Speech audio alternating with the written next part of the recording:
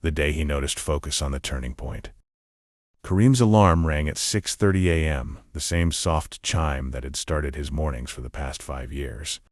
He didn't hit snooze. He didn't need to. His body had already surrendered to routine.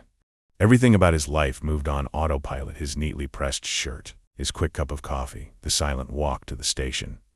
By 9:07, he was on the train, surrounded by familiar strangers. No one spoke, no one smiled.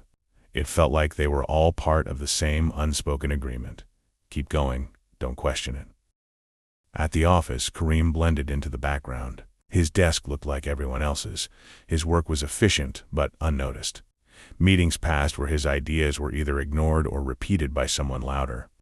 Each day ended the same way, with a tired sigh and the promise that tomorrow would somehow feel different. It never did, but what troubled him most wasn't the job.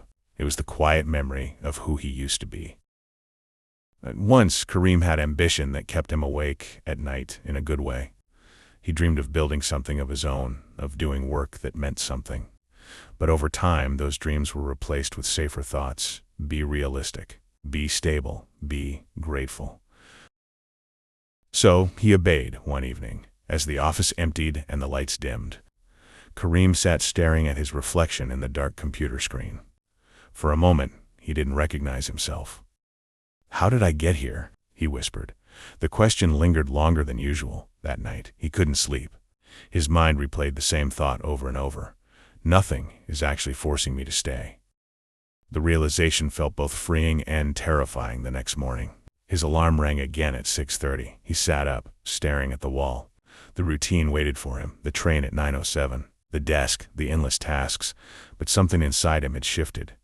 Instead of rushing, he reached into a drawer and pulled out an old notebook. Dust clung to its edges. Inside were ideas, sketches, plans, pieces of a version of himself he had abandoned. He flipped through the pages slowly, then he picked up a pen, not to quit his job, not to make a dramatic escape, but to take one step.